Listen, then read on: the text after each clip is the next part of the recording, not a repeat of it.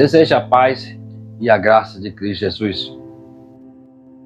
Uma pergunta: se o seu tempo estivesse acabando, se você abrisse o jornal hoje, no meio das notícias do mundo, talvez encontrasse uma manchete incomum, quase incômoda. Quanto tempo você ainda tem? Não é o tipo de pergunta que gostamos de encarar, mas é impossível ignorá-la. Queridos, vivemos com pressas, carregados de tarefas, ocupados demais para pensar na única realidade que iguala todas as pessoas. O tempo está passando e ninguém sabe quanto ainda resta. Nessa reflexão, vamos olhar para a vida como o olhar de um jornalista, atento, honesto e direto. Talvez, ao final, você perceba que a pergunta mais importante não é quanto tempo falta, mas sim o que eu e você estamos fazendo com o tempo que Deus nos deu e que ainda temos. Quantos anos resta para você, para mim e para quem você ama? Parece duro, mas é real. É uma cultura que corre, planeja, trabalha e adia o essencial. Quase nunca esperamos para esse tipo de pergunta, a única que realmente importa. A verdade é, ninguém tem um contrato de vida renovável e ainda assim vivemos como se o tempo fosse infinito. Imagine um texto escrito por um jornalista que começa investigando, observando os sinais e ouvindo histórias e chegando à conclusão que todos nós conhecemos, mas na verdade evitamos. A vida é curta e frágil e cada minuto que passa não volta mais. O texto aqui do Salmo 90, versículo 12, assim diz o Senhor: ensina-nos a contar os nossos dias para que alcançamos coração sábio. Queridos, a Bíblia, ela não esconde a realidade. Ela conta os dias e não para gerar pânico, mas para gerar o quê? Propósito. Uma investigação da realidade, uma pauta invisível da vida. Se um repórter fosse investigar a nossa rotina, ele viria uma contradição. Trabalhamos como se os pais fossem viver para sempre. Ignoramos os abraços como se houvesse milhões pela frente. Tratamos o tempo como quem amamos, como um recurso renovável. Quanto tempo você ainda tem? Talvez décadas, talvez menos, mas a pergunta mais assustadora é outra.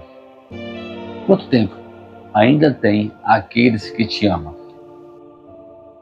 Se um jornalista fosse ao hospital, ele veria famílias chorando, não porque a morte chegou, mas porque o tempo acabou.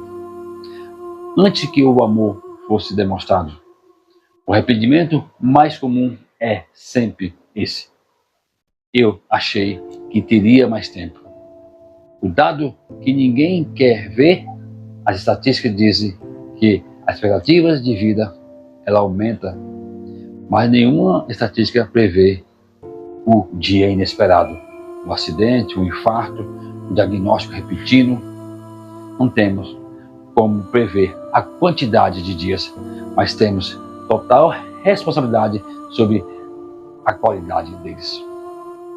Veja essa pequena ilustração, o relógio do pai. Um pai tinha um relógio antigo na sala. Toda manhã ele dava corda e dizia: enquanto eu ouvir o tic-tac, lembro que tenho mais um dia para amar vocês. Anos depois, os filhos cresceram e a correria da vida chegou. Um dia, ao visitar a casa do pai, já idoso, o filho percebeu algo. O relógio tinha parado. Não fazia mais tic-tac. Assustado, ele correu ao pai. Pai, o relógio parou. E o pai respondeu, sorrindo: eu sei, meu filho, mas o que mais me preocupa não é o relógio ter parado. É você ter esquecido de ouvir o som do tempo passando. O filho entendeu. A vida não avisou que estava acabando.